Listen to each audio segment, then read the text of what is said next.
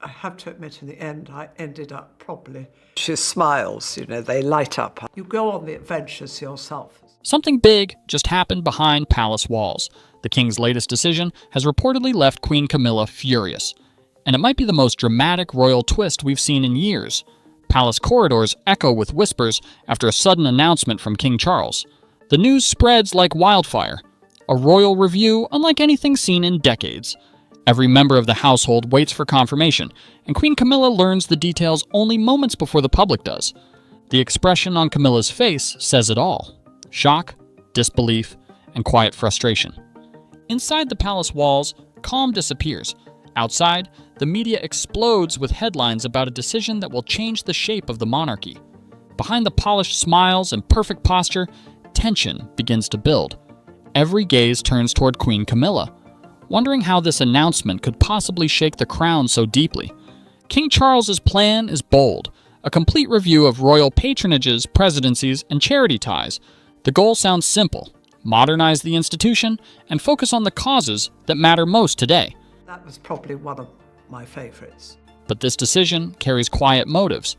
King Charles wants to create a monarchy that reflects new priorities, not just repeat traditions of the past. Every organization linked to the crown faces new evaluation. Hundreds of charities that once depended on royal names now wait nervously. Some insiders describe the review as the largest royal reshuffle in modern times. The plan looks like efficiency, but in truth, it also becomes a test. Who will stay close to the royal core and who will quietly fade away? And within that test, Queen Camilla's name appears right at the center. Queen Camilla gained about 15 new patronages: literacy groups, nursing organizations, volunteer associations. Each one praises her for long support and kindness. My sister and brother and I, we always used to go off and camp. For a moment, everything seems like a success story, a new queen stepping into a stronger role. But behind the smiles and photos, pressure builds quickly. The royal schedule grows heavier. Appearances, speeches, and ceremonies fill nearly every hour. Comparisons to Queen Elizabeth begin surfacing across the media. Constant, relentless comparisons that no one can ignore. Every missed event becomes a headline. Every canceled visit turns into a rumor about weakness or decline. What was meant to be a moment of empowerment begins to feel like a silent trap. And within the palace, Camilla's calm grace hides the reality. The growing fear of being unable to keep pace with a crown that never rests. The announcement reaches charities and organizations across the country. Some celebrate new royal support. Others receive quiet letters ending long-standing partnerships. She smiles, they light up. For nearly 200 groups, the royal link simply disappears. These organizations have carried royal names for generations. Losing that tie feels like losing identity. Palace officials describe it as a strategic adjustment meant to focus on relevance and impact. But for those affected, it feels cold and impersonal. Public discussions turn heated. Was this true modernization or just downsizing disguised as reform? While public statements remain formal and polished, inside many hearts, there's disappointment. The change shows that tradition no longer protects anyone from progress. And once again, Queen Camilla becomes the face of the conversation, the visible symbol of a monarchy rewriting its own playbook. The Duke of Kent, a figure known for quiet loyalty, steps forward with his own announcement. After more than 50 years as Colonel of the Scots Guards, the Duke retires from the position. For half a century, the Duke has stood at parades, ceremonies, and remembrance events, honoring service and history. The farewell marks the end of an era that began under Queen Elizabeth's reign. King Charles publicly praises the Duke for decades of dedication. Inside the palace, the message is clear. A generation is stepping back, making way for the future. The change carries dignity, but also sadness. The Duke's steady presence represented continuity, something rare in a rapidly changing royal world. Now, with age catching up, even long-trusted figures like the Duke begin leaving the stage. And the question that hangs in the air, who will carry that legacy forward? As the reshuffle unfolds, another change stirs controversy: the massive renovation of Buckingham Palace.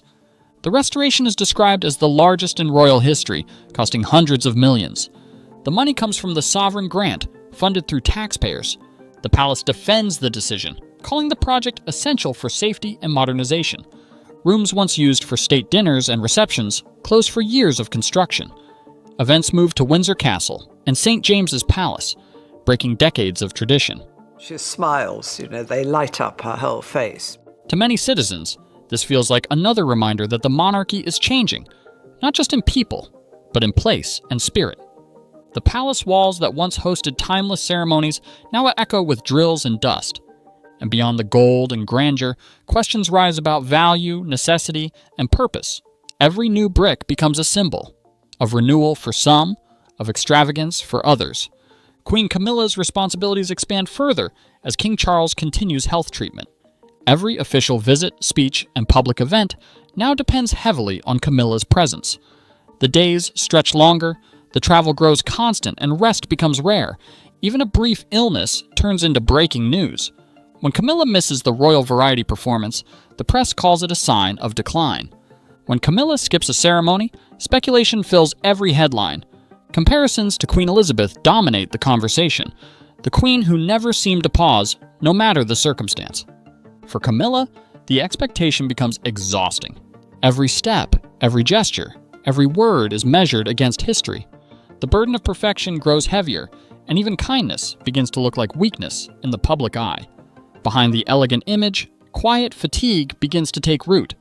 The sovereign grant, once a quiet budget matter, becomes a lightning rod for debate. As costs rise with palace repairs and staff pay, public patience starts to fade. Critics ask whether fewer working royals justify increased spending. Supporters argue that maintenance and modernization are necessary for a national symbol. Amid the argument, Queen Camilla's name surfaces repeatedly, not because of financial control, but because of visibility. Every article about royal expenses includes Camilla's image. Did you ever try the Grimm's fairy tale? They were seriously scary.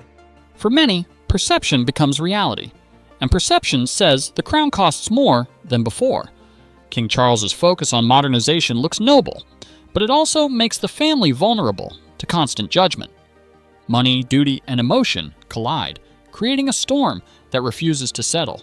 The shadow of Queen Elizabeth still lingers over every royal duty. Public memory paints a picture of unshakable dedication and endless energy. Each new generation faces that comparison, and Queen Camilla feels it most. Standing beside Prince William and Princess Catherine, Camilla often appears older, more reserved, less visible. Photos from public events highlight contrast rather than unity. Online discussions describe a monarchy divided by age and relevance. No matter how many causes Camilla supports, the spotlight always moves toward William and Catherine. The quiet message becomes clear. The crown's future belongs to youth. And for Camilla, that realization carries a mix of relief and sadness. Relief for the chance to slow down, sadness for being seen as temporary. Every missed event, every canceled engagement becomes a new reason for critics to speak. Anti-monarchy voices use each small stumble to question the system's purpose. Articles highlight spending, attendance, and value, turning private struggles into public judgment.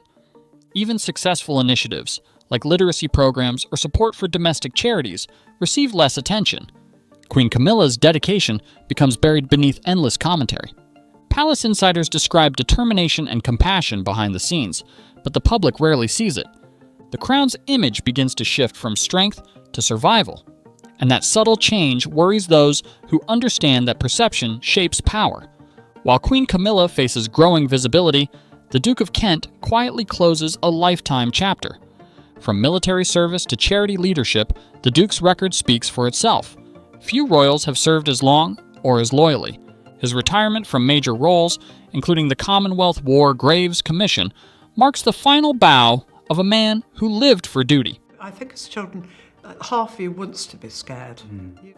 King Charles's words of gratitude highlight a deep truth. The monarchy relies on commitment, not fame. The Duke's quiet grace contrasts sharply with the noise surrounding modern royals. His story becomes a reminder that service often outlasts attention, and as the Duke steps away, an entire generation of royal history moves with him. Amid retirements and reshuffles, Prince William and Princess Catherine step forward. The couple now carries the weight of modern monarchy. With the Duchy of Cornwall under William's care, management of vast estates and investments becomes both duty and preparation for the future. Catherine's focus on early childhood and mental health continues shaping her identity as a modern royal figure. Public admiration for the pair grows stronger with every appearance. After the loss of Harry and Meghan's working roles, William and Catherine become the family's front line. Their balance of tradition and modernity creates stability. For many, the couple represents the next era of royal life, youthful, family-oriented, and approachable. Each public moment feels carefully designed to build connection and trust.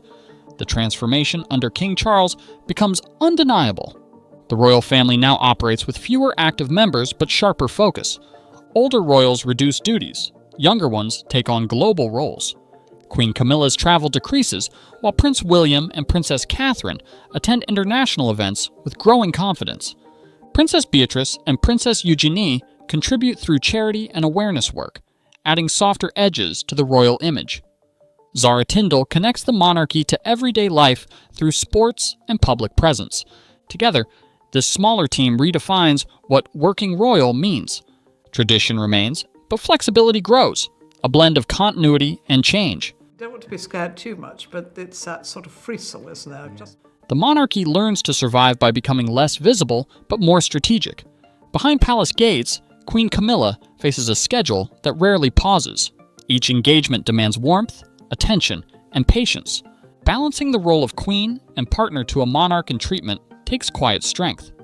Moments of fatigue rarely show in public, but close aides notice them. A single photograph of a tired expression becomes gossip across tabloids. Even small mistakes in speeches turn into online debates. Still, Camilla continues, every handshake, every conversation, every charity visit becomes proof of commitment. What the world sees as struggle may simply be endurance. Beneath the jewelry and ceremony stands a woman who refuses to give up. And that resilience, though often unnoticed, might be the truest reflection of royal duty in this new era. The pattern becomes clear, an old order fading, a new one forming. King Charles shapes a monarchy built on balance and restraint. Queen Camilla adapts to reduced visibility, focusing on stability and compassion. The Duke of Kent completes decades of loyalty and steps back with grace. Prince William and Princess Catherine emerge as the central pillars of continuity. Every change tells the same story. The monarchy adjusting to survive. Questions remain about what lies ahead. Will the new structure strengthen tradition or dilute it? Can modernization preserve the magic that once surrounded the crown? Every answer depends on how the next generation carries the values left behind. What do you think about the royal family's new direction? Is modernization a step forward or a risk to tradition? Share your thoughts in the comments and keep watching for the next royal deep dive.